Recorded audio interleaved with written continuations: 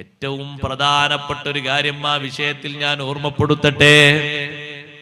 നിയമങ്ങൾക്ക് നിയമത്തിന്റെ വില തന്നെ നമ്മുടെ ഖൽബില് വേണം.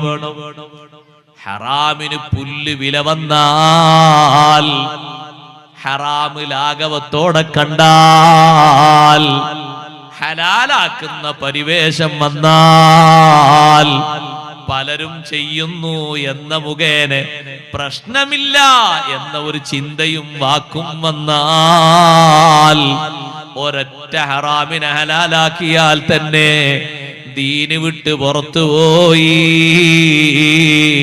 അല്ലാഹു നമ്മളെ കാത്ത് രക്ഷിക്കട്ടെ. കുറ്റകൃത്യങ്ങൾക്ക് കൂടുതൽ സൗന്ദര്യവും അതിന് ആസ്വാദകരും അതിന് പ്രേക്ഷകരും അതിന് സമ്പാദകരും അതിന് പ്രസിദ്ധീകരിക്കുന്ന ആളുകളും അതിന് പബ്ലിസിറ്റി ചെയ്യുന്നവരും ലോകതലത്തിൽ വർദ്ധിക്കുകയും അതിന്റെ വിവിധ മുഖങ്ങൾ ലോകതലത്തിൽ വരികയും അതിന്റെ ആളുകളായിട്ട് പലരും മാറുകയും ചെയ്യുമ്പോ, മുസ്ലിമേ, നിന്റെ ഖൽബിലെങ്ങാനും ഒരിക്കലെങ്ങാനും തോന്നിപ്പോയാൽ, ഇതിനൊന്നും പ്രശ്നമില്ല എന്ന് തോന്നിപ്പോയാൽ, പച്ച ഹറാമിന് കുഴപ്പമില്ലെന്ന് തോന്നിപ്പോയാൽ, ഈമാന് പോയി കേട്ടോ.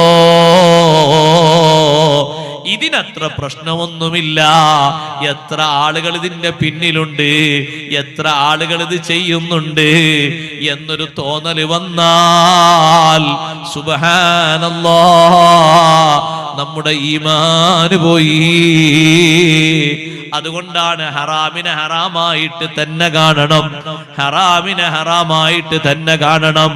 എത്ര സന്നിഗ്ധ ഘട്ടമാണെങ്കിലും അതിനോട് സമരസപ്പെടുന്ന ഒരു രംഗം നമുക്ക് ഉണ്ടായിക്കൂടാ. എത്ര ബുദ്ധിമുട്ടുള്ള സംഗതി വന്നാലും അത് സ്വീകരിക്കുന്ന ഒരു സന്ദർഭം ഉണ്ടായിക്കൂടാ.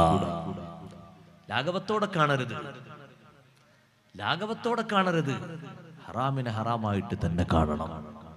അതിനൊന്നും പ്രശ്നമില്ല എന്ന് കാണരുത്. പ്രായപൂർത്തിയും പക്വതയും എത്തിയിട്ട് 1-2 മക്കളുള്ള ഒരു ഉപ്പയോട് അല്ല, അങ്ങനെയൊന്നും ഈ രൂപത്തിലൊന്നും വസ്ത്രം ധരിക്കാൻ പാടില്ലല്ലോ.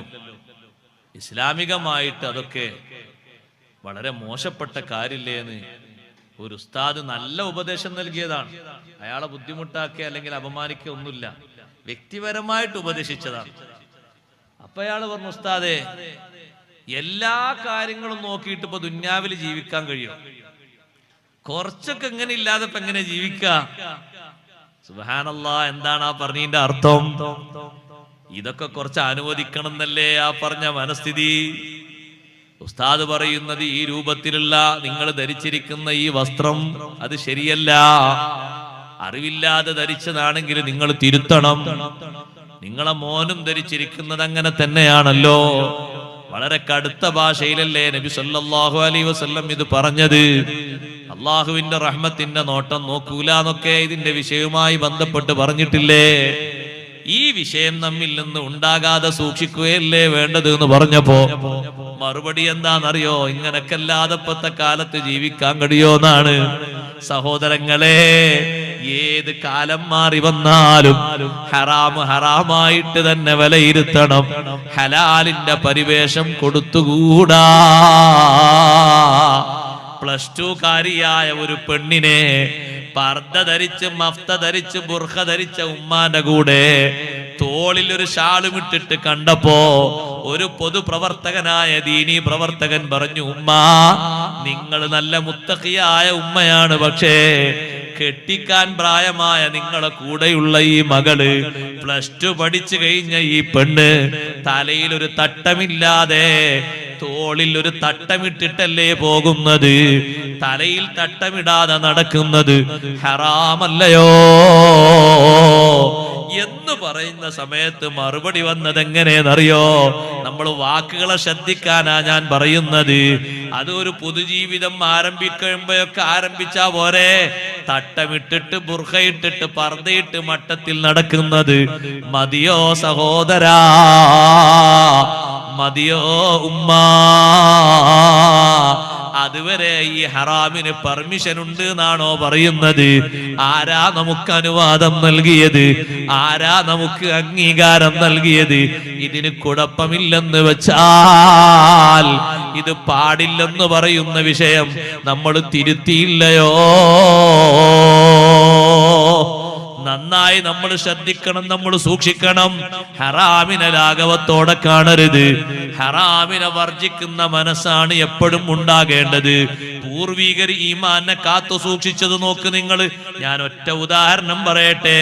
ബഹുമാനപ്പെട്ട ഉമർ ഇബ്നുൽ ഖത്താബ് റളിയല്ലാഹു അൻഹുവിന്റെ കാലഘട്ടത്തിൽ മുസ്ലിങ്ങളിൽപ്പെട്ട ഒരു കൂട്ടം ആളുകളെ റോമിൽപ്പെട്ട രാജാവിന്റെ ഒരു പോരാളി, റോമിലെ രാജാവ് അന്ന് മുസ്ലിമല്ല, അദ്ദേഹം ക്രിസ്ത്യാനിയാണ്. ആ രാജാവിന്റെ ഒരു പോരാളി ഉമർ ഇബ്നുൽ ഖത്താബ് റളിയല്ലാഹു അൻഹു ഭരിക്കുന്ന കാലത്ത് മുസ്ലിങ്ങളെ കൂട്ടത്തിൽപ്പെട്ട ഒരു കൂട്ടം ആളുകളെ പിടിച്ച് അറസ്റ്റ് ചെയ്തു. സുബ്ഹാനല്ലാഹ്. റോമിലെ രാജാവിന് വിവരം കിട്ടി, ഇങ്ങനെ ഒരു കൂട്ടം ആളുകളെ അറസ്റ്റ് ചെയ്തിട്ടുണ്ട് എന്ന് വിവരം കിട്ടി. റോമിലെ രാജാവ് പറഞ്ഞു, അവരെ എല്ലാവരെയും ചെങ്ങലയിൽ ബന്ധിക്കണം.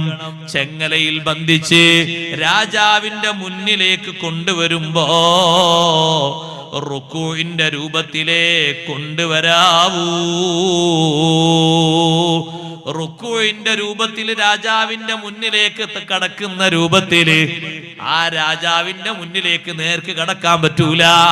ഒന്ന് വളഞ്ഞിട്ട് രാജാവിന്റെ മുന്നിലേക്ക് പോകണം. നിർബന്ധമായിട്ടും ഒരാൾക്ക് റുക്കൂ ചെയ്യിപ്പിക്കുന്ന സ്വഭാവമാണ്. സുബ്ഹാനല്ലാഹ്. മുസ്ലിങ്ങളെ കൂട്ടത്തിൽപ്പെട്ട ഒരാളെ രാജാവിന്റെ മുന്നിലേക്ക് അങ്ങനെ കൊണ്ടുപോകാൻ വേണ്ടി അതേ ചെങ്ങലയിൽ ബന്ധിച്ച് റുക്കൂഇന്റെ രൂപത്തിൽ കൊണ്ടുപോകുന്ന സ്ഥലത്ത് എത്തിയപ്പോ റുക്കൂഇന്റെ രൂപത്തിൽ അങ്ങോട്ട് കടക്കണമെന്ന് പറഞ്ഞപ്പോ അദ്ദേഹം പറഞ്ഞു, ഇന്നി ലഅസ്തഹീ മിൻ മുഹമ്മദിൻ സ്വല്ലല്ലാഹു അലൈഹി വസല്ലമ അൻ അദ്ഖുല അലൽ കാഫിരി കഹൈഅത്തിർ റാകിഈ. അല്ലാഹുവിന്റെ റസൂല്, ഞാൻ വിശ്വസിച്ച മുത്ത് നബി തങ്ങള് ഞാൻ ഈ ചെയ്യുന്നത് കാണുന്നുവല്ലോ, അള്ളാഹിന്റെ റസൂല് കാണുമല്ലോ. നബി തങ്ങൾ വഫാത്തായിട്ട് വർഷങ്ങൾ കഴിഞ്ഞിട്ടുണ്ട്. ഒരു കാഫിറിന്റെ സവിധത്തിലേക്ക് റുക്കൂ ചെയ്യുന്ന കോലത്തിൽ പോകുന്നത് എനിക്ക് നാണമാണ്. സഹോദരിമാരുടെ ഭാഗത്തേക്ക് ബക്കറ്റ് വിടുന്നുണ്ട്. ഒരുപാട് സഹോദരിമാര് ഉമ്മമാര് വന്നിട്ടുണ്ട് എന്ന് സംഘാടകര് പറഞ്ഞു. നല്ല സംഭാവന കൊടുത്തേക്കണം പരിപാടിക്ക് വേണ്ടി എന്ന് പ്രത്യേകം ഓർമ്മപ്പെടുത്തും. ഇരിക്കട്ടെ സഹോദരങ്ങളെ, റുക്കൂഇന്റെ രൂപത്തിൽ എനിക്ക് അങ്ങോട്ട് കിടക്കുന്നത് നാണമാണ്, എനിക്കത് പറ്റൂലാന്ന് ഈ ഒരു മുസ്ലിങ്ങളെ കൂട്ടത്തിൽപ്പെട്ട ഒരു വ്യക്തി പറഞ്ഞപ്പോ രാജാവിന്റെ അനുയായി പറഞ്ഞു, ആ രൂപം അവിടെ നിന്ന് ഉയർത്തു. അയാള് തലകുനിച്ച് വരാതെ നേർക്ക് നേരെ വരട്ടെ. നേർക്ക് നേരെ മുന്നോട്ട് കടന്നു എന്നു. അതേ കുനിച്ചു പോകുന്ന സ്വഭാവം, അതിന്റെ തടസ്സങ്ങളൊക്കെ മാറ്റിക്കൊടുക്കാൻ പറഞ്ഞു. നേരെ രാജാവിന്റെ അനുയായിയുടെ മുന്നിലേക്ക് പോയി. ദീർഘനേരം സംസാരിച്ചപ്പോ റോം രാജാവിന്റെ അനുയായി പറഞ്ഞു, നീ ഞങ്ങളെ ദീനിൽ പ്രവേശിക്കണം. ഒരാളോട് പറയാണ്, ഞങ്ങളെ മതത്തിൽ നീ പ്രവേശിക്കണം. എന്റെ കയ്യിലുള്ള ഭരണത്തിന്റെ മോതിരം നിന്റെ കയ്യിലേക്ക് വെച്ചു തരാം. റോമിന്റെ അധികാരം നിനക്ക് ലഭിക്കും. നിനക്ക് ഇഷ്ടം പോലെ കാര്യങ്ങൾ ചെയ്യാം. ആ സമയത്ത് മുസ്ലിമായ സഹോദരൻ ആ റോമിന്റെ അധിപനോട് ചോദിച്ചു, അല്ല, കം ലിറൂമി മിനദ് ദുനിയാ, ദുനിയാവിൽ നിന്ന് റോം എന്ന് പറയുന്ന പ്രദേശം എത്രയുണ്ട്? അതേ, കുറഞ്ഞ പ്രദേശമല്ലേ ഉള്ളൂ. ദുനിയാവ് മൊത്തം റോമല്ലല്ലോ, ദുനിയാവിന്റെ പകുതി റോമല്ലല്ലോ. ദുനിയാവിൽ കുറഞ്ഞ ഭാഗമല്ലേ റോമെന്ന് പറയുന്നത്. ലൗകാനത്തിദ് ദുനിയാ കുല്ലുഹാ ലഹും മംലൂഅതൻ ദഹബൻ വജവാഹിറ വഅതുഹാ ഖിലാഅതുഹാ ഇലയ്യ ബദലൻ അൻ സമാഇ അദാനി യൗമിൻ മാ ഖബിൽതുഹാ. മുസ്ലിമായ മനുഷ്യൻ പറഞ്ഞൊരു കാര്യം കേൾക്കണോ നിങ്ങൾക്ക്? ഈ റോം എന്ന നാട് മുഴുവനും സ്വർണവും മുത്തും രത്നവും നിറച്ചിട്ട് നിങ്ങൾ എന്റെ കയ്യിൽ വന്ന് എന്റെ കയ്യിലേക്ക് സംഭാവനയായി കൊണ്ടുതരുന്നത് ഒരൊറ്റ ദിവസത്തെ വാങ്ക് കേൾക്കാതിരിക്കുന്നതിന് പോലും പകരമായി സ്വീകരിക്കാൻ പറ്റൂല. ഇന്നത്തെ വാങ്ക് നീ കേൾക്കരുത് എന്ന് പറഞ്ഞിട്ട് ഒരു വക്തിന്റെ വാങ്ക് കേൾക്കാതിരിക്കാൻ ഈ നാട് നിറയെ നിങ്ങൾ സ്വർണം എന്റെ കയ്യിൽ കൊണ്ടുവന്നാലും ഞാനത് സ്വീകരിക്കൂല. അപ്പൊ ചോദിച്ചു, ഈ റോമിന്റെ സൈന്യത്തിന്റെ അധിപൻ ചോദിച്ചു, എന്താണ് വാങ്കെന്ന് പറയുന്നത്? വാങ്കങ്ങ് ഉച്ചത്തിൽ ചൊല്ലിക്കൊടുത്തു. ആ വാങ്കിലുണ്ടല്ലോ അഷ്ഹദു അല്ലാ ഇലാഹ ഇല്ലല്ലാഹ് വ അഷ്ഹദു അന്ന മുഹമ്മദർ റസൂലുള്ളാഹ്. ആ രണ്ട് വാക്കുകൾ കേട്ടപ്പോ റോമിന്റെ അധിപൻ പറഞ്ഞു, നേതാവ് പറഞ്ഞു, ഈ മനുഷ്യന്റെ മനസ്സിൽ മുഹമ്മദ് നബി സല്ലല്ലാഹു അലൈഹി വസല്ലമ തങ്ങളോടുള്ള ഹുബ്ബ് ഇയാളെ മനസ്സിൽ ഉറച്ചു പോയിട്ടുണ്ട്. പെട്ടെന്നൊന്നും ഇയാളെ മടക്കാൻ കഴിയൂല. മുസ്ലിങ്ങളെ കൂട്ടത്തിൽപ്പെട്ട ഒരാളെ വിളിച്ചുകൊണ്ട് ഒരാളെ പിടിച്ച് പോസ്റ്റ്മോർട്ടം ചെയ്യാൻ അധികാരത്തിന്റെ മോതിരമാണ് കൈ